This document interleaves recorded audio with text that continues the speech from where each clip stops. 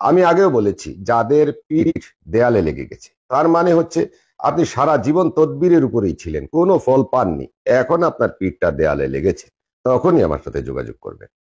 যাদের বড় বড় সমস্যা আছে, যারা শত শত হুজুর, মোল্লা, কবিরাজ শেষ করে, বছরের পর বছর অপেক্ষা করে, লক্ষ লক্ষ টাকা খরচ করে কোনো ফলাফল পাননি, আমি তাদেরকেই বলবো যে আপনারা শেষবারের মতো আমার সাথে যোগাযোগ করতে পারেন। ইনশাআল্লাহ, আল্লাহ চাহে তো আপনি একটি সমাধান আশা করতে পারেন। যারা আমার সাথে যোগাযোগ করতে চান, কথা বলতে চান এবং বিভিন্ন ধরনের তদবির নিতে চান, তাদের জন্য আজকের এই ভিডিওটি খুবই দরকারি এবং আপনারা ভিডিওটি সম্পূর্ণ দেখবেন। কিভাবে আমার সাথে যোগাযোগ করবেন এই বিষয়ে আমি এই ভিডিওতে বলে দিচ্ছি।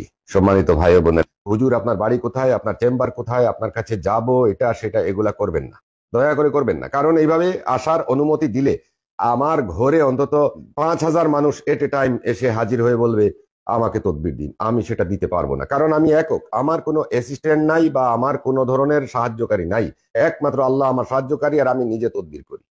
অতএব আমি একাই জবাব দিতে হবে, একাই তদবির করতে হবে, একাই রুহানি হাজিরা দেখতে হবে, একা সবকিছু করতে হবে, আপনারা সেটা বুঝতে হবে। যারা পুরা